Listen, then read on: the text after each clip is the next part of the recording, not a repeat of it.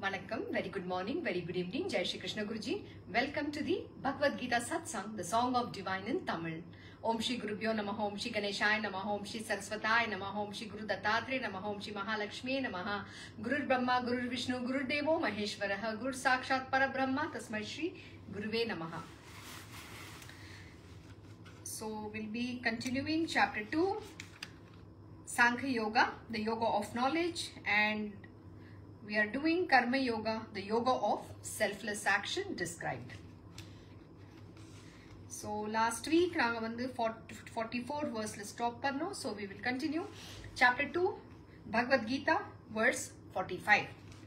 Arjuna, the Vedas thus deal with the evolutes of the three gunas, modes of Prakriti, that is, worldly enjoyments and the means of attaining such enjoyments.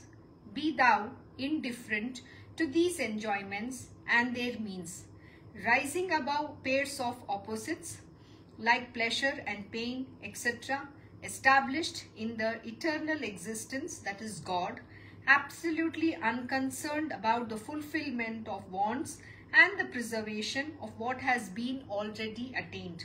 You will be self-controlled. Very beautiful. ரொம்ப அழகான verse. So பகவான் என்ன சொல்றாருன்றது இப்போ பாப்போம். Last week என்ன படிச்சோம்? Last week வந்து பகவான் என்ன சொல்றாரு? நாம வந்து நம்ம வாழ்க்கையில வந்து வெறும் பலன் அடையறதுக்காக சுவாமி கும்பிடக்கூடாது. அண்ட் கடவுள் யாருன்னு தெரிஞ்சிக்காம நாம வந்து மூட நம்பிக்கையோட போய் இந்த என்னது ஒரு உதாரணம் சொன்ன இல்லையா, இந்த தைப்பூசம் அந்த வேலு குத்திக்கிறது, அப்புறம் என்னது இந்த தீ மேல நடப்பாங்க, சில படத்துல நான் பார்த்திருக்கேன், அந்த மூவிஸ்ல எல்லாம் தீ மேல நடக்கிறது, இந்த மாதிரி சில மடத்தனமான நம்ம உடலை பெயின், நம்ம உடலுக்கு வந்து பெயின் கொடுத்து இந்த மாதிரி மூட நம்பிக்கையில செய்யறது ரிச்சுவல்ஸ் வந்து ஒரு பலனும் கொடுக்காது. அண்ட் அப்படியே உங்களுக்கு அந்த பலனும் கிடைச்சா நீங்க வந்து அந்த கர்மாக்குள்ளதான் சிக்கிருப்பீங்க. அப்போ வந்து நீங்க என்ன ஆகும், உங்களுக்கு என்ன ஆகும், நீங்க வந்து மறுபிறவி எடுத்து அடிக்கடி வந்துட்டே போயிட்டு இருக்கும். ஏன்னா நீங்க இதுக்குள்ளவே சிக்கிட்டு இருக்கீங்க. நீங்க வந்து என்ன சொல்றது, எதிர்பார்ப்பு இல்லாம ஒரு காரியம் நீங்க செய்ய மாட்டேன்றீங்க. கோவில் போனா கூட வந்து எனக்கு இது வேணும் அது வேணும்னு கேட்கதான் போறீங்க. அது கேட்டு உங்களுக்கு அது கிடைச்சா கூட அந்த பலன்ல வந்து நிறைய கர்மா இருக்கு, அதுதான் உங்களுக்கு தெரியறது கிடையாது. சோ அதனால பகவான் சொல்றார், இந்த மாதிரி மூட நம்பிக்கையான பூஜைகள் எல்லாம் நீ போய் செய்யாத. ஏன்னா நீ வந்து பலனை எதிர்பார்த்துதான் நீ சுவாமியே கும்பிடுற. நீ வந்து உன்னோட உடம்ப வந்து துன்படுத்திக்கிற, ரொம்ப ஹர்ட் பண்ற, பெயின் கொடுக்குற. அந்த மாதிரி செஞ்சு நீ கடவுளை அடைய போறதே கிடையாது. நீ என்ன செய்ய போற, இந்த சின்ன சின்ன சுவாமிகள் இருப்பாங்க இல்லையா, நாம என்ன சொல்லுவோம், ஒரு ஊருக்கு சின்ன வில்லேஜுக்கு போனா, சின்ன கிராமத்துல போனா அந்த வந்து ஊர்ல வந்து ஒரு தேவி இருப்பாங்க. ஒரு ஊர்லயும் ஒரு தேவி இருக்கிறது, தேவியோ வேற காட்ஸோ காடஸஸோ யார் வேணா இருக்கலாம். சோ அந்த மாதிரி நீங்க தேவிய வணங்கி நீங்க சிலது ரிச்சுவல்ஸ் எல்லாம் இது பண்ணும் போது வந்து அது வந்து நல்லது கிடையாது. நீங்க வந்து சுவாமிய கும்பிடலாம். இப்ப எங்க ஊர்ல கூட அங்க வந்து ஒரு சுவாமி தேவி இருக்காங்க, பாப்பாத்தி அம்மன் பேரு அவங்களுக்கு. சோ அது வந்து கிராமத்தோட தேவி. அவங்க வந்து அந்த கிராமத்தை வந்து நல்லா இருக்கணும்ன்றது ஒரு காப்பாத்துறாங்க. அந்த கிராமத்துல அவங்கள வந்து நீங்க ரெஸ்பெக்ட் பண்ணணும். அப்கோர்ஸ் அவங்கள போய் எப்பவுமே வந்து ஒரு சின்ன பூஜை செஞ்சு ஜஸ்ட் அவங்கள வந்து சந்தோஷப்படுத்திட்டு வரணும். தேங்க்யூ எனக்கு நல்லா வச்சுன்றதுக்கு அப்படின்னு சொல்லிட்டு வரணும். சோ அதுல தப்பு கிடையாது. ஆனா அதை விட்டுட்டு நீங்க ஏதாச்சும் ஒரு ரிச்சுவல்ஸ்ல போறீங்க பாருங்க, அப்பதான் அது பெரிய தப்பு. எனக்கு இது வேணும் அப்படின்னு வேண்டிட்டு ஒரு பூஜை செய்யறது அது மகா பெரிய தப்பு. எதிர்பார்ப்பே இல்லாம போய் சுவாமி கும்பிடுறதா உண்மையான பக்தி. நீங்க எதிர்பார்ப்போட நீங்க என்னன்னா எனக்கு ஒரு பலன் வேணும், ஏதாச்சும் ஒண்ணு வேணும், உங்களுக்கு ஒரு உங்களோட கொள்கைகள் இருக்கு, அதுல ஏதாச்சும் உங்களுக்கு வேணும்னு நினைச்சு நீங்க போய் பகவானை கும்பிடுறது ரொம்ப பெரிய தப்பு. சோ இந்த மாதிரி மூட நம்பிக்கை தனம் எல்லாம் பண்ணக்கூடாது அப்படின்னு பகவான் லாஸ்ட்ல அந்த லாஸ்ட் வேர்ஸ்ல நம்ம கத்துன்றோம். அது கண்டினியூ பண்றாரு. அப்ப என்ன சொல்றார், Arjuna, the Vedas thus deal with the evolutes of three gunas, that is modes of Prakriti, which first வந்து என்ன, worldly enjoyments and the means of attaining such enjoyments. See, in the Vedas நம்ம வந்து வேதாவே படிச்சது கிடையாது. வேதாஸ்ல என்ன எழுதிருக்கு? வேதாஸ் எல்லாமே அந்த எவல்யூட்ஸ்னா இந்த பிராகிருத்தில இருந்தா இந்த ஃபுல் கிரியேஷனே, இந்த யூனிவர்ஸே உற்பத்தி ஆயிருக்கு. சோ பிராகிருத்திய வந்து நாங்க மதர் நேச்சர்னு சொல்லுவோம், அவங்கள மான்னு சொல்லுவோம். மா ஏன் மதர்ன்றது ஏன் சொல்றோம்? அம்மா அப்படின்னு சொல்றோம் இல்லையா? எதுக்கு? அவங்கதான் அத பர்த் கொடுக்குறாங்க, யூனிவர்ஸ வந்து கிரியேட் பண்ணிருக்காங்க அவங்க. சோ அவங்க பிராகிருத்தில இருந்தா இந்த யூனிவர்ஸே உற்பத்தியா வந்திருக்கு, அவங்கதான் கிரியேட் பண்றாங்க. இப்ப நீங்க வந்து ஒரு குழந்தைய பெக்குறீங்க இல்லையா, நீங்க பெத்தெடுத்துறீங்க. சோ அந்த வாட் சொல்ல அந்த பர்த்த வந்து நீங்க வந்து அந்த ஒரு குழந்தைய வந்து நீங்க ஜென்மம் கொடுக்கறதுனால நீங்க வந்து மதர். சோ அதே மாதிரி அதே போல இந்த யூனிவர்ஸ் வந்து பிராகிருத்தில இருந்தா வருது, அதுக்கு தான் அவங்கள வந்து மதர் நேச்சர்னு சொல்றோம். சோ மதர் நேச்சர்ல இருந்து வந்திருக்கு இந்த யூனிவர்ஸே, இந்த கிரியேஷனே அவங்கனால தான் ஆயிருக்கு. சோ அதுல இருந்து என்ன சொல்றாரு? Vedas thus deal with the evolutes of the 3 gunas. நமக்குள்ள இந்த 3 குணாஸ் இருக்கு. see எல்லாருக்குள்ளமே இந்த நம்ம வந்து உன்னோட குணா என்னன்னு சொல்லுவோம். குணாஸ்னா என்ன? நாம வந்து ஒண்ணு சாத்விக்னா ஒரு அவங்கள பார்த்தாலே அப்படியே கையெடுத்து கும்பிடணும் போல இருக்கும், அவங்ககிட்ட வந்து நல்ல சுபாவங்கள் இருக்கும். அவங்க வந்து ஒரு மாதிரி எப்படி சொல்றது, அவங்க வந்து ரொம்ப கருணாமயா இருப்பாங்க, இல்லனா என்ன சொல்றது, உதாரணமா இருப்பாங்க, நிறைய எடுத்து கொடுப்பாங்க. சில பேர் வந்து ரொம்ப அப்படி கம்பேஷன் சொல்லுவோம், மத்தவங்களை பார்த்து பாவம்னு நினைப்பாங்க. அவங்களுக்குள்ள வந்து நிறைய தயா இருக்கும், கருணை இருக்கும். அப்புறம் மயான்னு சொல்லுவோம். மயானா ஒரு அன்பு காட்டுவாங்க எல்லாருக்கும். அப்படியே ஒரு அவங்கள பார்த்தாலே அப்படியே கையெடுத்து கும்பிடணும் போல இருக்கும். அவங்களுக்குள்ள ஒரு அந்த பாசிட்டிவ் எனர்ஜி, ஒரு அன்பு எப்பவுமே அவங்களுக்குள்ள இருந்தே இருக்கும். யார வந்து ஒரு மாதிரி தப்பா பேச மாட்டாங்க. இந்த மாதிரி எல்லாம் இருக்கிற சுபாவங்கள், அதுக்கு வந்து சத்வன்னு சொல்லுவோம். இந்த சன்ஸ்கிருதத்துல வந்து சாத்விக் குணாஸ் நமக்குள்ள இருக்கிறது. அது வந்து சாத்விக். ஆனா அதுக்கப்புறம் வந்து அது என்ன சொல்றாரு அவரு? worldly enjoyments, the modes of prakriti, this worldly enjoyments and means of attaining such enjoyments. So இந்த 3 குணங்கள் அது வந்து இப்ப டீடைலா அவர் போல, ஆனா நான் ஜஸ்ட் இன்ட்ரோடக்ஷன் பண்றேன். சோ ஒண்ணு வந்து சத்வ, அடுத்தது வந்து நம்ம ரஜஸ்ன்னு சொல்லுவோம். ரஜஸ்னா என்ன? நமக்குள்ள போய் நான் வந்து இந்த உலகத்துல வெற்றி அடையணும், நான் போய் பெரிய ஆள் ஆகணும், நான் வந்து எல்லாமே நான் நிறைய பணம் சம்பாதிக்கணும், அந்த மாதிரி உங்களுக்குள்ள ஒரு கொள்கை இருக்கும் நிறைய. அந்த மாதிரி மனுஷங்களை நீங்க பார்த்தாலே தெரியும், ஓகே இவங்க வந்து ரஜஸ் குணால இருக்காங்க. சோ இந்த சத்வ ரஜஸ். அடுத்தது வந்து தமஸ்ன்னு எதுக்கு சொல்றோம்? தமஸ்னா சில பேர் பாருங்க, நீங்க சொல்வீங்க என்னது இது மூதேவியா இருக்கு, நீ ஒண்ணு வேலை செய்யி, ஒண்ணுமே சுறுசுறுப்பா இல்ல, நீ சோம்பேறியா இருக்க, இந்த மாதிரிலாம் நம்ம சொல்லுவோம். அந்த பர்சனுக்குள்ள இருக்கிற குணம் என்னன்னா தமஸ். அப்படியே ரொம்ப லெத்தார்ஜியா எப்ப பார் தூங்கிட்டு இருக்கிறது, ஒரு சுறுசுறுப்பே இல்லாம இருப்பாங்க. சோ இந்த 3 குணங்களும் நமக்குள்ளவே இருக்கு. இந்த 3 குணங்கள் யாரோட, அதோட காட்ஸ், அதோட ரெப்ரசன்டேட்டிவ் யாரு? சத்வ வந்து விஷ்ணு, ரஜஸ் வந்து பிரம்மாஜி. விஷ்ணு வந்து இந்த உலகத்தையே சஸ்டெயின் பண்றவர், அவர் வந்து அப்படியே அதை ஒரு பேலன்ஸ்ல வச்சிருப்பார். சோ அவர் வந்து அது காட் ஆஃப் சத்வ. அவர் எப்பவுமே குட்னஸ், லவ்னா அன்பு, அவர் எப்பவுமே அந்த ஒரு இதுலதான் இருப்பார். அவரோட குணமே ஃபுல்லா அதுதான். சோ அவரு விஷ்ணு. அடுத்தது வந்து இவர் வந்து கிரியேஷன், ரஜஸ்ல வந்து யாரு? பிரம்மாஜி. ஏன்னா அவர் வந்து இந்த உலகத்தை வந்து நிர்மாணம் பண்ணிட்டே இருக்கார். நான் இது செய்யணும், நான் அது செய்யணும், நான் இந்த கிரியேஷன் பண்ணும் அப்படின்னு சொல்லி. அடுத்தது வந்து என்ன? தமஸ். என்னது? சிவா, லார்ட் சிவா வந்து தமோ குணாவோட காட் அவரு.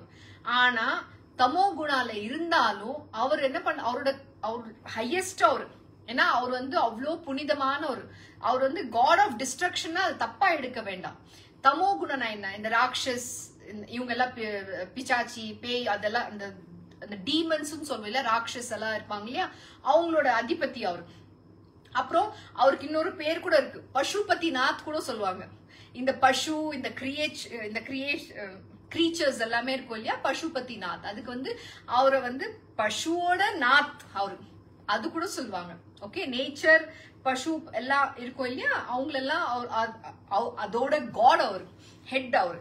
சோ அவர் வந்து தமஸ். அண்ட் மோஸ்ட் இம்பார்ட்டன்ட் என்ன பண்ணுவார்? சிவஜி வந்து டிஸ்ட்ரக்ஷன், இந்த உலகத்தை அழிச்சிடுவார்.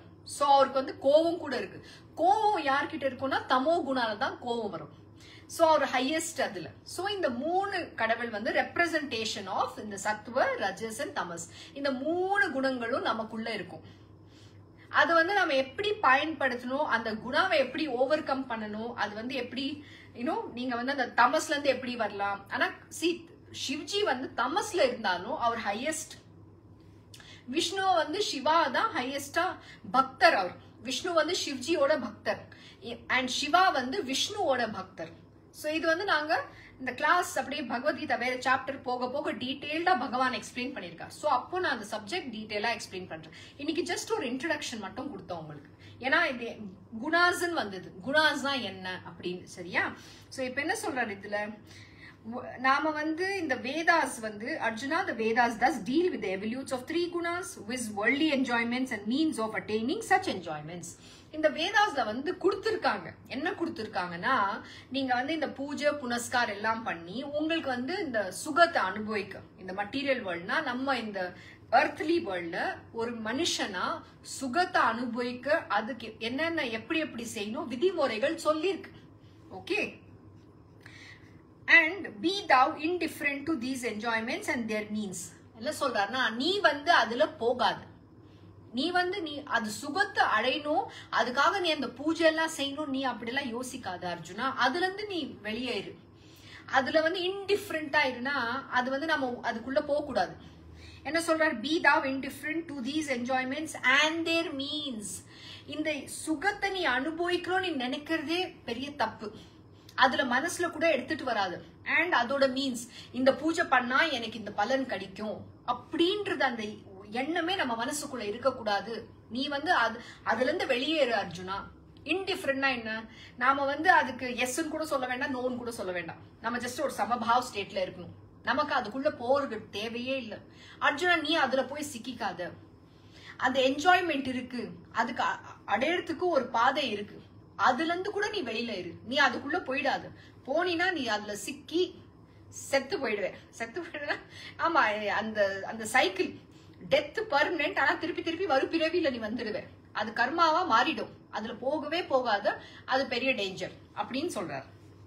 அடுத்தது என்ன சொல்றாரு, and okay, rising above pairs of opposites like pleasure and pain etc. அது திருப்பி போன வருஷத்துல சொன்னதே அவர் என்ன சொல்றாரு, ரைஸ் அபவ். ரைஸ் அபவ்னா pairs of opposites, pleasure and pain. நாம வந்து சுகம் துக்கம் அப்படின்னு சொல்றோம். ரெண்டுமே நமக்கு இருக்கு. அதுல வந்து நம்ம ஏன் சிக்கிக்கிறோம்? ஒண்ணு வந்து துக்கம் வந்தா, ஐயோ எனக்கு எவ்வளவு கஷ்டம் வருது, எனக்கு மட்டும் ஏன் கடவுள் இப்படி சோதிக்கிறாரு அப்படின்னு நம்ம வந்து ஒரு அழுறோம் இல்லையா? எனக்கே இப்படி ஒரு வாழ்க்கை அமைஞ்சிச்சு. அதுக்கப்புறம் ஏதாச்சும் கொஞ்சம் சந்தோஷம் வந்தா வந்து என் வாழ்க்கை எவ்வளவு நல்லா இருக்கு, கடவுள் சந்தோஷத்தை கொடுத்துருக்காரு, ரொம்ப சந்தோஷம் அப்படின்னு நினைக்கிறோம். ஆனா இது ரெண்டுமே வந்து அந்த நிமிஷத்துக்கு தான். நீங்களே யோசிச்சு பாருங்க, எத்தனை தடவை நீங்க அழுந்திருக்கீங்க, எத்தனை தடவை சந்தோஷப்பட்டிருக்கீங்க. சந்தோஷம் வந்து கொஞ்சம் தான் ஒரு மனிதனோட வாழ்க்கையில, ஆனா துக்கம் தான் நிறைய இருக்கும். அப்ப எப்பவுமே எல்லாரும் என்ன சொல்லுவாங்கப்பா, என்னோட லைஃப் கதை நீ கேட்டீங்கன்னா எவ்வளவு சோகம் இருக்கு தெரியுமா அதுல அப்படின்னு சொல்லுவோம். எல்லாரோடைய லைஃபும் சோக கதை தான். நாம வந்து நமக்கு இந்த கொடுத்த வாழ்க்கையில வந்து நாம வந்து இன்னும் நல்லது இருக்குன்னு அது பார்க்க மாட்டோம். நமக்கு தெரியறதெல்லாம் நான் எவ்வளவு கஷ்டப்பட்டிருக்கேன், என்னோட வாழ்க்கையே ஒரு ஒரு துக்க கதை, ஒரு சோக கதை அப்படின்னு சொல்லுவோம். ஆனா நம்ம ஏன் அந்த சோக கதை நினைச்சுக்கணும்? நம்ம வாழ்க்கைய நல்லா இருக்கிறதுக்கு அதை வந்து எப்படி பார்க்கணும்ன்றது நம்ம பார்வையில தான் இருக்கு. அது துக்கம் சுகம்ன்றது கிடையாது. நாம அதை எப்படி பார்ப்போம் அப்படின்றது தான் ஒரு இது எக்ஸாம்பிள். நான் ஜஸ்ட் ஒரு உதாரணத்தை சொல்றேன். இந்த ஜப்பான்ல வந்து இந்த லேடி, சாரி நான் அந்த பேர் எழுதிக்கணும்னு நினைச்சேன், நான் மறந்துட்டேன். ஆனா அடுத்த கிளாஸ் நாளைக்கு நான் சொல்றேன் அந்த பேர். இந்த ஒரு லேடி இருந்தாங்க. அவங்க வந்து 80 வயசுக்கு மேல இருக்கும் அவங்களோட வயசு. அவங்களுக்கு வந்து இந்த ஸ்மார்ட் போன் இருக்கு இல்லையா, டெக்னாலஜி, இப்ப எல்லாருமே டெக்னாலஜி, இந்த போனு அதுல என்னென்னமோ பண்றாங்க. ஆனா வயசானவங்களுக்கு அது ஒண்ணுமே புரியறது கிடையாது. இப்ப பாருங்க, நீங்க எல்லாம் வந்து இன்னும் எப்படியோ கத்துண்டு யாரோ உங்களுக்கு ஹெல்ப் பண்றாங்க, ஹெல்ப் பண்ணி நீங்க இந்த சத்சங்ல உக்காருங்க. அதுவே எனக்கு ரொம்ப பெரிய பெருமை. அட்லீஸ்ட் அவ்வளோவாவது நீங்க எஃபர்ட் போட்டு அது ஒரு நீங்க கேட்கணும், நான் இது கத்துக்கணும்ன்றது ஒரு ஆர்வத்தோட வரீங்க. அது அனுகிரகம், கடவுளோட கிருஷ்ண பகவானோட அனுகிரகமே அதுதான் நீங்க வந்திருக்கீங்க. சோ இந்த லேடிக்கு என்ன ஆச்சுன்னா, அவங்களுக்கு வந்து அந்த போன் யூஸ் பண்ண தெரியல.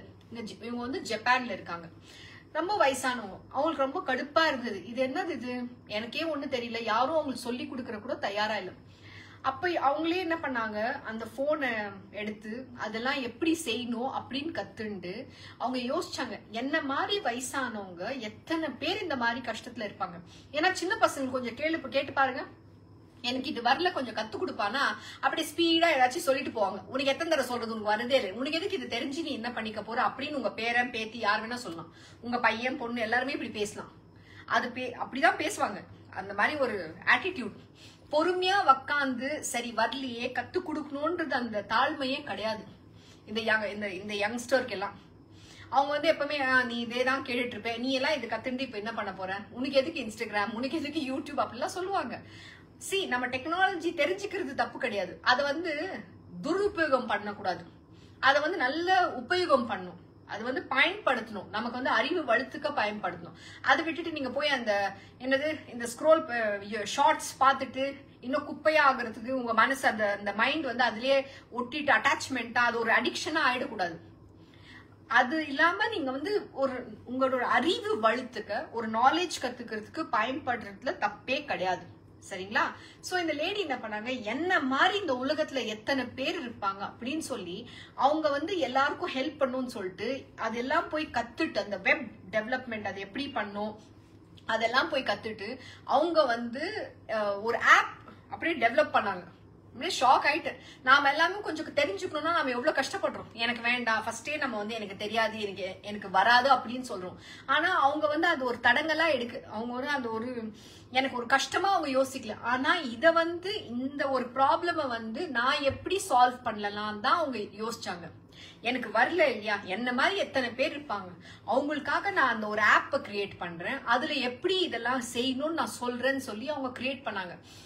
வேர்ல்ட்ல இருக்கிற பெரிய கம்பெனி, நான் இந்த கூகுள்னு தெரியல ஆப்பிள்னு தெரியல, அங்க அமெரிக்காக்கு அவங்களுக்கு கூப்பிட்டு வேர்ல்டுலயே அவங்க வந்து யங்கஸ்ட் வெப் டெவலப்பர் அப்படின்னு அவங்களுக்கு ஒரு டைட்டில் கொடுத்து அவங்கள வந்து அவார்டு பண்ணாங்க.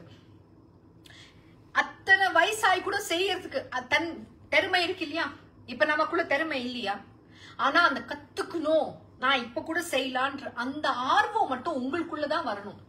அது வந்து வெளியில இருந்து யாரும் கொண்டு வர முடியாது.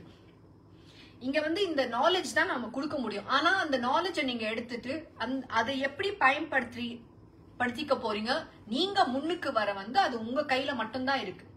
அது மத்தவங்க யாருமே ஒண்ணும் சொல்ல முடியாது. அப்ப இந்த ஒரு வயசான இந்த அம்மா அந்த வயசுல போய் செஞ்சு அவ்வளவு பெரிய பேர் வாங்கினாங்க. அவங்கள வந்து டிக்கெட் போட்டு அமெரிக்காவுக்கு கூட்டிட்டு போய் அந்த ஒரு பெரிய கான்ஃபரன்ஸ்ல எல்லார் நடுவுல அவங்கள வந்து பேச விட்டு, அவங்களுக்கு ஒண்ணுமே தெரியாது, ஒரு வில்லேஜ்ல இருக்காங்க, அவங்களோட பேரு அந்த டீடைல்ஸ் எல்லாம் நான் அனுப்புறேன், படிச்சு பாருங்க அவங்கள பத்தி. சோ பாஷை தெரியல, இங்கிலீஷ் அவ்வளவா வராது, ஏன்னா ஜாப்பனீஸ்காரங்க அவங்க. அப்படி இருந்தும் அவங்க செஞ்சிருக்காங்க. அதுதான் நான் செய்யணும்ன்றது வந்து உங்களுக்குள்ளதான் இருக்கு. சோ என்ன சொல்ல வரேன்னா, நம்ம வாழ்க்கையை வந்து நம்ம எப்படி பார்க்கணும்ன்றது நம்ம கையில தான் இருக்கு. நாம வந்து இது எல்லாமே எனக்கு கஷ்டம், என்னோட வாழ்க்கையே இப்படி வீணாக்கி போச்சின்னு நினைக்கிறது ஒரு எல்லாரும் அது சர்வசாதாரணம், எல்லாரும் அப்படிதான் நினைப்பாங்க. ஆனா எனக்கு பகவான் இவ்வளவு நல்ல ஒரு ஆப்பர்ச்சுனிட்டி கொடுத்து ஒரு வாய்ப்பை உருவாக்கி கொடுத்திருக்காரு. ஆனா இந்த வாய்ப்பை பயன்படுத்தி நான் என்ன நினைச்சிருக்கணும் அது சாதிக்க முடியும்ன்றது தன்மை வந்து உங்களுக்குள்ளதான் இருக்கு. அதை வந்து நீங்க வெளியில கொண்டு வரணும். மத்தவங்க என்ன சொல்வாங்க, நான் இது செய்ய முடியுமா அப்படிலாம் யோசிக்கலையே, என்னால முடியுமா அப்படின்னு யோசிக்கல, ஆனா முயற்சி பண்ணாங்க. அப்படி முயற்சி பண்றச்ச பட்சத்துல வந்து கடவுள் உங்களுக்கு வழி காட்டுவார். அவர் வந்து அந்த கதவெல்லாம் ஓபன் பண்ணி விடுவார். இந்த அம்மாக்கு என்ன தெரிஞ்சது சொல்லுங்க, அவங்க 80 வயசு பிளஸ் வெப் டெவலப்மெண்ட் பண்ணாங்க இல்லையா, ஒரு ஆப். அவங்கள மாதிரி எத்தனை பேர் இந்த உலகத்துல இருப்பாங்க, இந்த மாதிரி தெரியாம அவங்க எப்படி அதை அவங்களுக்கு சொல்லி கொடுக்க முடியும் அப்படின்னு யோசிச்சாங்க. நம்ம வாழ்க்கையில கூட நாம வந்து யோசிப்போம், இது நான் என்ன பண்ண போறேன், நான் சும்மா எனக்கு வயசாயிடுச்சு இல்ல. இப்ப நீங்க வந்து சில பேர் என்ன நினைப்பீங்க, 50 வயசுக்கு மேல வந்து எனக்கு ஒரு வாழ்க்கையே இல்ல, நான் இப்படிதான் இருக்கணும் அப்படின்னு நீங்க எல்லாம் யோசிப்பீங்க. எனக்கு நான் போய் இப்ப என்ன சாதிக்க போறேன் அப்படின்னு யோசிக்கிற ஆள் நிறைய பேர் இருக்காங்க. அண்ட் இப்ப நீங்க அந்த ஏஜ்ல, ஆனா நீங்க சின்ன பசங்க கூட எடுத்துக்கோங்க, 16 வயசு இருக்கட்டும் இல்ல ஒரு காலேஜே போட்டோம், நான் என்ன செய்ய போறேன்னே எனக்கு தெரியாது. 2 விதமா இருக்கீங்களா. ஒண்ணு வந்து நான் என்ன படிக்கணும், எனக்கு என்ன படிக்கணும் கூட எனக்கு புரியல அப்படின்னு சொல்றவங்களும் நிறைய பேர் இருக்காங்க. நீங்க வந்து என்ன சொல்வீங்க, என் வாழ்க்கையே முடிஞ்சு போச்சு, இதுக்கு மேல நான் என்ன சாதிக்க போறேன் இப்படின்னு நீங்க சொல்வீங்க. இதுல ரெண்டுமே என்ன பண்றீங்கன்னா, நீங்க வந்து ஒரு லட்சியத்தோட இல்லவே இல்லை. நான் இது செய்ய முடியும், எவ்வளோ வாய்ப்பு இருக்கு. கடவுள் வந்து இந்த உலகத்துல வந்து வாய்ப்புக்கு குறைவே கிடையாது. ஆனா நீங்க அதை தேடுறீங்களா? நான் படிக்கணும், நான் தெரிஞ்சுக்கணும், நான் ஏதாச்சும் சாதிக்கணும், அந்த ஒரு கொள்கை உங்களுக்குள்ள இருக்கா? அந்த லட்சியம் வேணும். அந்த லட்சியத்தோட இருந்தாதான் வாழ்க்கையில ஏதாச்சும் ஒரு சாதிக்க முடியும், இல்லைன்னா ஒண்ணுமே கிடையாது. ஆனா இந்த இப்ப என்ன சொல்ல வரேன், நாம வந்து நம்ம வாழ்க்கையில எல்லாமே எனக்கு இந்த மாதிரி ஆயிடுச்சு, இவ்வளோ எனக்கு கஷ்டத்தை கொடுத்துட்டார் கடவுள், நான் இவ்வளோ நிறைய அனுபவிச்சுட்டேன். ஆனா அந்த அனுபவங்கள் உங்களுக்கு இருக்கு. இதுதான் முக்கியம். என்னன்னா அந்த அனுபவம் வந்து உங்களுக்கு இருக்கு, அந்த எக்ஸ்பீரியன்ஸ் உங்களுக்கு இருக்கு. அதை வந்து நீங்க மத்தவங்களுக்கு எப்படி யூஸ் பண்ணலாம்? மத்தவங்க கூட அந்த கஷ்டத்தை அனுபவிக்கிறாங்க இல்லையா, அவங்களுக்கு நீங்க எப்படி ஒரு உதாரணமா இருக்கலாம்? உலகத்துக்கு நான் எப்படி நல்லது செய்யணும், இததான் யோசிக்கணும். இது யாருமே யோசிக்க மாட்டேங்கிறாங்க. ஏன்னா அந்த அம்மா 80 வயசு ஆயிடுச்சு, நான் இப்ப என்ன நான் சாவ கிடக்க போறேன், எனக்கு எப்பயோ சாவு வரும்னு அப்படி அவங்க யோசிக்கல. ஆனா என்ன யோசிச்சாங்க, ஐயோ எனக்கு தெரியாது, நான் கஷ்டப்படுறேன், நான் வந்து இந்த மாதிரி எத்தனை பேருக்கு நான் ஒரு உதவியா இருக்கலாம் அப்படின்னு நினைச்சு சாதிச்சாங்க இல்லையா, அந்த வயசுல போய் சாதிச்சாங்க இல்லையா. அதுதான் நமக்குள்ள இருக்கிற அந்த திறமை நம்ம வெளியில எடுத்துட்டு வரணும். ஆனா அது வந்து மனசுக்குள்ள இருந்து வர வரைக்கும் நீங்க ஒண்ணு செய்ய மாட்டீங்க. அதுதான் கொண்டு வரணும். அதுக்காக இப்ப என்ன சொல்ல வரேன்னா, இங்க நாம வந்து நம்ம வாழ்க்கைய வந்து எவ்வளவோ கஷ்டப்பட்டு நான் இங்க வந்திருக்கேன், எனக்கு வந்து சுகமே கிடையாது அப்படி யோசிக்க தேவையில்லை. ரெண்டுக்குள்ளுமே போக வேண்டாம். ஆனா நம்ம வாழ்க்கை வந்து ஒரு எக்ஸாம்பிளா மாத்திக்கிறதுக்கு உங்க கையில தான் இருக்கு. அது வந்து எப்படி நீங்க இருக்கிற வாழ்க்கை வந்து எப்படி ஒரு அழகான வாழ்க்கையா நீங்க மாத்திக்கணும்ன்றது வந்து கையில, அது வந்து உங்க கையில தான் இருக்கு. அது இல்லாம இந்த ஜென்மம் மட்டும் இல்ல, அடுத்த ஜென்மத்தை கூட தலையெழுத்து நீங்க இப்பவே எழுதிக்கலாம். நாம வந்து ஃபியூச்சர்ல மறுபிறவி மறு ஜென்மம் எப்படி இருக்க போகுதுன்னு அதை வந்து நீங்க வந்து இப்பவே நிர்தாரிக்கலாம். எப்படின்னா இப்ப வந்து உங்க வாழ்க்கை வந்து ஒரு நல்ல காட் பிளீசிங் லைஃப் நீங்க வாழ்ந்தீங்கன்னா உங்க ஃபியூச்சர் லைஃப் இன்னும் அழகா இருக்கும். சோ அத நம்ம ஃபியூச்சரோட டெஸ்டினி விதியை மாத்திக்கிறதுக்கு ஆப்பர்ச்சுனிட்டி உங்க கையில தான் இருக்கு. சோ இந்த நாலேஜ்ல அதான் சொல்றாரு, நீங்க வந்து இந்த கடவுள் பின்னாடி எனக்கு இது வேணும் அது வேணும்னு போய் கேட்கறதே பெரிய தப்பு. நம்ம வந்து இந்த சுகம் துக்கம் இது ரெண்டுமே அதுக்கு வந்து நம்ம தடுமாறிடுறோம் இல்லையா. ஒண்ணு இப்படி போறோம், இல்ல ஒண்ணு அப்படி போறோம். துக்கம் இருந்தா ரொம்ப துக்கமா இருக்கிறோம், ஐயோ எவ்வளவு கஷ்டம் இருக்கு அப்படின்னு ரொம்ப வேதனையோட வாழ்க்கையே அப்படியே அந்த வாழ்க்கையே போயிடுது. அதை யோசிச்சுட்டே இருப்பீங்க காலம் டெய்லி. ஏந்து சுவாமி பேர் எடுக்கிறீங்களோ இல்லையோ, ஐயோ இந்த மாதிரி ஆகுதே என் வாழ்க்கையில எப்படி இருக்கே, அதே யோசிச்சு உங்க வாழ்க்கைய அழிச்சுக்கிறீங்க. அடுத்தது வந்து என்ன, கொஞ்சம் சந்தோஷம் வந்தா ஐயோ ரொம்ப ஒரு ஹாப்பி, அது வந்து அந்த ஒரு மோமெண்ட்டுக்கு மட்டும் நீங்க அனுபவிக்கிறீங்க. அதுக்கப்புறம் திருப்பி அந்த துக்கத்துல போயிடுறீங்க. சோ இப்படிதான் பண்ணிட்டு இருக்கீங்க. ஆனா அந்த ஸ்திரம், அந்த ஈக்குவானிமிட்டி, அந்த என்ன சொல்றது, இப்படி கூட இல்லாம அப்படி கூட இல்லாம அந்த அப்படியே ரெண்டுமே பாதிக்க கூடாது. அந்த ஈக்குவானிமிட்டி ஏன் இல்ல உங்ககிட்ட? அதான் சொல்றாரு பகவான் அர்ஜுனாக்கு சொல்றார், நீ ஏன் இந்த பிளஷர் அண்ட் பெயின் இந்த ரெண்டுத்துலயும் நீ போக வேண்டாம். சுகமா இருக்கட்டும் துக்கமாவது இருக்கட்டும், ரெண்டுத்துலயுமே நீ விழாத. அப்படியே சமபாவ், அந்த ஒரு சென்டர்ட்னஸ் வேணும் நமக்கு. ஓகே என்ன கொடுத்தாலும் நம்மளோட வாழ்க்கை கடவுள் கொடுத்த வாழ்க்கை, அதை வந்து அழகா நம்ம வாழ்ந்துட்டு வரணும் அப்படின்றது நீங்க வந்து கிருஷ்ணா அர்ப்பன் அப்படின்னு சொல்லிட்டு போயிட்டே இருக்கணும். அதுதான் சொல்றாருங்க. அடுத்தது என்ன சொல்றாரு, so be thou indifferent to these enjoyments and their means, rising above pairs of opposites like pleasure and pain, etc., established in the eternal existence of God, absolutely unconcerned about the fulfillment of wants and the preservation of what has already been attained, what has been already attained. You be self-controlled. ரொம்ப அழகா சொல்றார். என்ன சொல்றாருன்னா இங்க இப்ப என்ன சொன்னார், அதான் சொன்னனே, இந்த பேர்ஸ் ஆஃப் ஆப்போசிட்ஸ், நீ வந்து இப்படியும் போகாத இப்படியும் போகாத, ரெண்டுமே இருந்தா கூட கிருஷ்ணா அர்ப்பன் பண்ணிடு. சுகமாவது இருக்கட்டும் துக்கமாவது இருக்கட்டும், கடவுள் கொடுத்தது அப்படின்னு சொல்லிட்டு கிருஷ்ணா அர்ப்பன் பண்ணிட்டு போயிட்டே இருக்கணும் நம்ம வாழ்க்கையில. அதுக்கப்புறம் சொன்னாரு எஸ்டாப்ளிஷிங் எக்ஸிஸ்டன்ஸ் ஆஃப் காட். என்ன சொல்றாருன்னா எப்பவுமே கடவுளோட தியானத்துல இருக்கணும். நாம வந்து மத்தவங்க பத்தி யோசிக்க கூடாது. என் பொண்ணு இப்படி பண்ணா, என் பையன் இப்படி பண்ணா, அவனோட வாழ்க்கையில இது இருக்கு, என் பேர பசங்களை இப்படி இருக்கு, அதெல்லாம் யோசிக்க நீங்க யாரு? ஃபர்ஸ்ட் ஆஃப் ஆல் அவங்க எல்லாம் உங்களோட சொந்தக்காரங்களே கிடையாது. நான் எத்தனை தடவை சொன்னேன், இந்த ஃபர்ஸ்ட் சாப்டர்ல நம்ம என்ன செஞ்சோம், அவங்க எல்லாமே வந்து ஒரு நீங்க வந்து அவங்களுக்கு கூட இருக்கிற கர்மாக்காக தான் நீங்க இந்த பிறவியே அவங்களோட எடுத்திருக்கீங்க. அவங்களுக்கோ உங்களுக்கோ சம்பந்தமே கிடையாது. இந்த ஒரு லைஃப் மட்டும்தான் அந்த சம்பந்தம் வரப்போகுது. அந்த கர்மாவை தீக்கணும். அது நல்ல கர்மாவது இருக்கட்டும், கெட்ட கர்மாவது இருக்கட்டும், ரெண்டுமே நீங்க தீக்கிறது தான் வந்திருக்கீங்க. அதுதான் கர்மானா ஒரு ரீபேமெண்ட். அந்த புக்ஸ் ஆஃப் அக்கவுண்ட்ஸ் அது மைனஸ் ஆகணும். ஆனா நீங்க வந்து போய் அட்டாச்மெண்ட்ல போயிட்டீங்கன்னு வச்சுக்கோங்க, திருப்பி திருப்பி அந்த மறுபிறவி அவங்களோட திருப்பி திருப்பி நீங்க வந்துட்டே இருக்கணும். சோ அதனால இவங்களோட அட்டாச்மெண்ட் விட்டுடுங்க. சோ அதுதான் மோஸ்ட் இம்பார்ட்டன்ட். அங்க என்ன சொல்றாரு, அப்சல்யூட்லி அன்கன்சர்ன்ட். என்ன சொல்றாரு, எஸ்டாப்ளிஷ் இந்த eternal existence of God. Existence of God ஏன்? ஏன்னா நீங்க கடவுளை பத்தி தான் யோசிச்சுட்டு இருக்கணும். நீங்க கடவுளை யோசிச்சீங்கன்னா நீங்க கடவுளை அடையலாம். ஆனா நீங்க வந்து உங்க வீடு மேல ஆசை, இல்ல உங்களோட ரொம்ப உங்களுக்கு பிடிச்சமான என்ன ஏதாச்சும் எது இருந்தாலும் அந்த ஒரு மோகம் இருந்தாலே நமக்கு வந்து டவுன்ஃபால். ஏன் தெரியுமா, அந்த மோகத்துல சிக்கிதான் நம்ம வாழ்க்கையை நம்ம அழிச்சுக்கிறோம். அண்ட் ஒரு ஆசை இருந்தா பரவாயில்ல, அது வந்து ஒரு ஆசைல இருந்து இன்னொரு ஆசை அப்படியே அப்படியே வளர்ந்துட்டே போகும். அது பின்னாடி நம்ம ஓடுறோம். ஓகே ஒண்ணு சரி, இப்போ வந்து என்ன சொல்லுவோம், ஓ எனக்கு ஒரு வீடு இருந்தா போதும், வீடு வந்தாச்சு, அதுக்கப்புறம் ஒரு கார் வேணும், கார் வந்தாச்சு, அதுக்கப்புறம் என்ன சொல்லுவோம், ஓ இந்த வீடு சின்னதாயிடுச்சு, இன்னும் பெரிய வீடு வேணும், ஓ பெரிய கார் வாங்கணும். அப்படியே உங்க ஆசைகளுக்கு ஒரு எல்லமே கிடையாது. அந்த அந்த லிமிட், அந்த எல்லத்தை மீறி போயிட்டே இருப்பீங்க எப்ப பாரு. அதுக்கு ஒரு ஃபுல் ஸ்டாப் பட்டனே இல்ல, ஸ்டாப் பட்டனே கிடையாதுங்க அந்த ஆசைக்கு. அது அப்படி வளர்ந்துட்டே போகும். ஆசை வறட்சி என்ன ஆகும், நமக்கு வந்து லோபம் வரும், கிரீட். அது வந்து ரொம்ப ரொம்ப கெட்டது. அதுக்குதான் நான் அத பகவான் என்ன சொல்றாரு, இந்த 6 enemies ஆஃப் ஹியூமன், நம்ம எதிரி 6 எதிரிகள் என்னது, காம், குரோத், லோப், மோக, மதா, மாத்சரியம். இததான் நம்ம ஓவர் கம் பண்ணணும் நம்ம வாழ்க்கையில.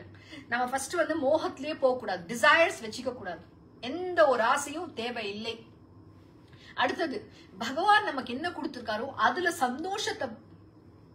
சந்தோஷமா இருக்கிறது தான் நீங்க வந்து பிராக்டிஸ் பண்ணணும். ஏன்னா எல்லாருமே நினைப்போம் என் வாழ்க்கை நல்லா இல்லை. நாம வந்து எப்பவுமே வந்து மத்தவங்க என்ன அவங்க பிளேட்ல என்ன இருக்குன்னு தான் நம்ம பார்ப்போம். நம்ம பிளேட்ல என்ன இருக்குன்னு அது பாக்குறது கிடையாது. ஓ அவங்களுக்கு பாரு கடவுள் நிறைய கொடுத்திருக்காரு, ஆனா அது அவங்களோட கர்மா அவங்க எடுத்துட்டு வந்திருக்காங்க, அதுலயே நீங்க போறீங்க. என் குருஜி வந்து ஒரு லெசன் கொடுப்பாரு எப்பவுமே, நீ என்ன நினைச்சிட்டு இருக்க, டாடா பிர்லா அவ்வளவு பணம் இருக்கு, அவங்க என்ன ரொம்ப சந்தோஷமா இருக்காங்கன்னு நீ நினைச்சிட்டு இருக்கியா? அவங்களோட அந்த வாழ்க்கை ஒரு நாள் கூட உன்னால வாழ முடியாது. உனக்கு தெரியாது அவங்ககிட்ட எத்தனை பிரச்சனைகள் இருக்கு. அவங்க வந்து இந்த பிசினஸ், அவ்வளவு பெரிய பிசினஸ் நடத்தணும், அவங்களுக்கு நிறைய ட்ரபிள்ஸ் இருக்கு. பணம் இருந்தா மட்டும்தான் சந்தோஷம்ன்றது நினைக்கிறதே தவறு. அது வந்து யாருமே இதோட அர்த்தமே கத்து கொடுத்தது கிடையாது உங்களுக்கு. பணம் இருந்தா வாழ்க்கையில சந்தோஷமா இருக்கலாம்ன்றது நினைக்கிறதே முட்டாள்தனம். பணம் வந்து ஜஸ்ட் நம்மளோட ஃபெசிலிட்டேட்டர்னா என்ன, ஒரு சாப்பாடு இருக்கு, வீடு இருக்கு, ஒரு நமக்கு சின்ன சின்ன தேவையானது நம்ம வந்து அந்த பணத்தை யூஸ் பண்ணி வாங்கிக்கலாம், அவ்வளவுதான். அதுக்கு மேல வந்து பணம் வந்து உங்களுக்கு சந்தோஷத்தை கொண்டு வர போறதுல. பணம் இருந்தா என்ன தெரியுமா வரும், எதிரிகள் வருவாங்க, அகம் வரும். அகம்னா அகங்காரம் வரும். ஓ நான் பெரிய, என்கிட்ட இவ்வளவு பணம் இருக்கு அப்படின்றது ஒரு அகங்காரம் வந்துடும். அகங்காரம் வந்தாலே உங்க அழிவு நிச்சயம். அடுத்தது என்ன வரும், கிரீட். ஓ எனக்கு இன்னும் வேணும் அப்படின்னு உங்க ஆசைகள் அப்படியே போயிட்டே இருக்கும். அந்த லோபம் வந்தா வந்து உங்களுக்கு அப்படியே அந்த ஒரு அந்த பீஸ், இந்த மென்டல் பீஸ், அந்த மனசுல வந்து ஒரு சாந்தமே இருக்காது. எப்ப பாரு ஒரு குறையதான் உங்ககிட்ட இருக்கும். ஏதாச்சும் ஒரு குறைய நீங்க யோசிச்சுட்டே இருப்பீங்க, எனக்கு இது வேணும் அது வேணும், அந்த குறைகள் தான் உங்களுக்கு கூட இருக்கும். அடுத்தது உங்க நிம்மதி போயிடும் விட்டு. நிம்மதியா உட்காந்து நீங்க சாப்பிட கூட முடியாது.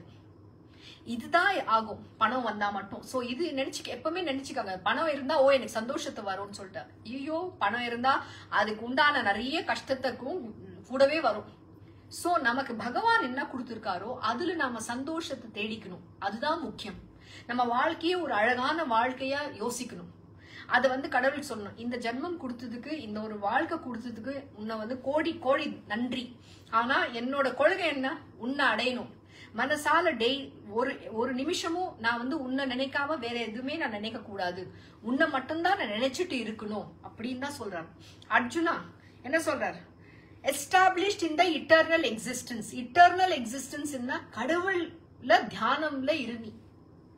உன் மனசுல ஃபுல்லா கடவுள் பகவான் தான் இருக்கணும். நீ எந்த கடவுளாவது உனக்கு என்ன பிரியம், நீ கிருஷ்ண பகவானே யோசிக்கலாம், இல்ல நீ வந்து பரமேஸ்வர் லார்ட் சிவா தான் எனக்கு பிடிச்ச கடவுள்னா அவரோட யோசி, அவரோட தியானத்துல இரு. இல்ல சாய்பாபா பிடிச்சிருக்கா, சாய்பாபா தியானத்துல இரு. இல்ல தத்தாத்திரே பிடிச்சிருக்கா, யார் உங்களுக்கு பிடிச்ச கடவுளோ அவங்களோட தியானத்துல இருங்க நீங்க. அதுதான் சொல்றாரு. அடுத்தது என்ன சொல்றாரு? absolutely unconcerned about the fulfillment of wants. உங்களோட தேவைகள் எல்லாமே அத வந்து ஃபுல்ஃபில்மெண்ட், அது வந்து உங்களுக்கு நிறைவேற்றிக்கணும் அப்படின்ற ஒரு கொள்கையோட இருக்க வேண்டாம். அன்கன்சர்ன்டா அது வந்து நீங்க வந்து அதை வந்து யோசிக்க கூட கூடாது, உங்க மனசுல கூட வரக்கூடாது. இது எப்படியாச்சும் எனக்கு கிடைச்சிடணும், எனக்கு இதுதான் எனக்கு ஆசை.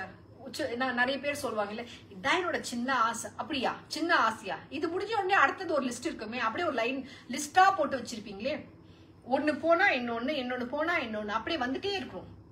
சோ இந்த ஆசைகள் எல்லாம் விட்டுடுங்க.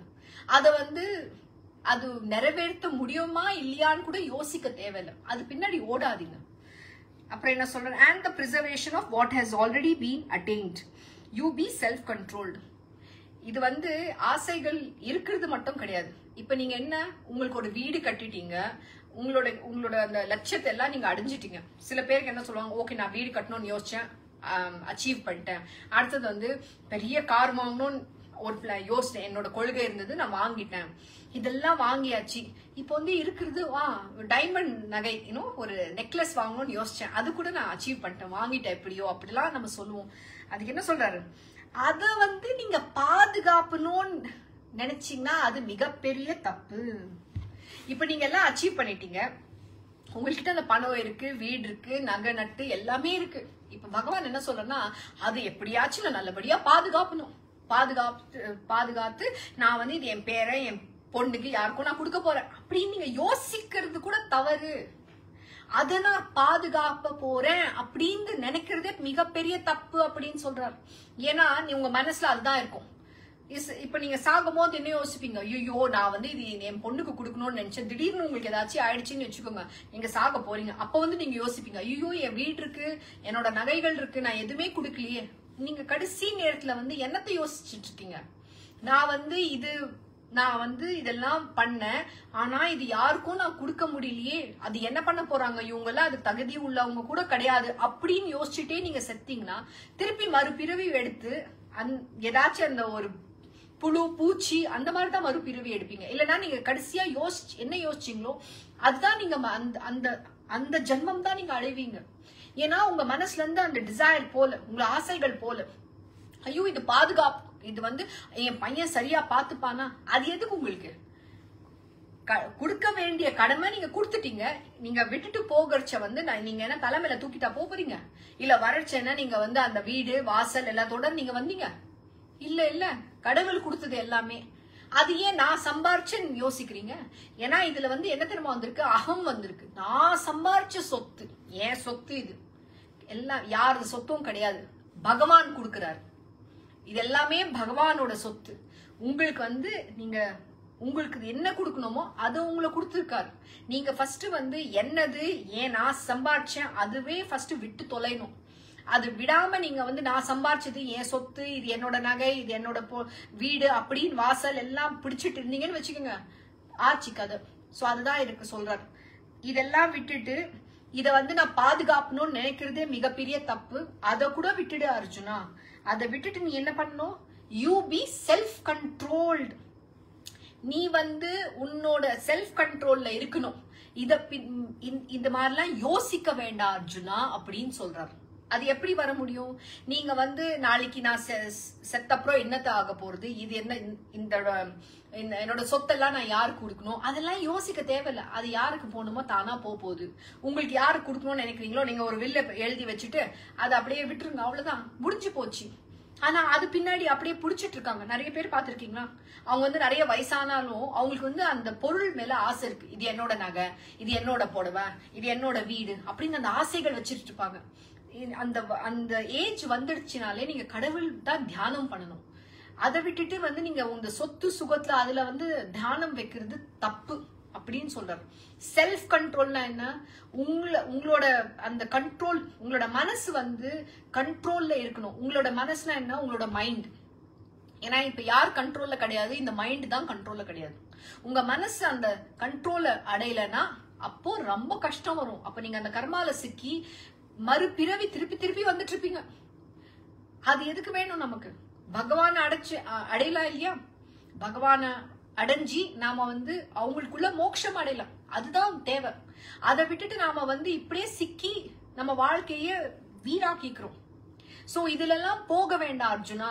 நீ வந்து உன்னோட கண்ட்ரோல் விடாத, இதுக்குள்ள நீ சிக்கி உன்னோட வாழ்க்கைய வீணாக்கிக்காத அர்ஜுனா அப்படின்னு இன்னைக்கு பகவான் சொல்றார். சோ இன்னொரு வேர்ஸ் பண்ணலாம், அதுக்கப்புறம் ஸ்டாப் பண்றேன். Chapter 2 verse 46.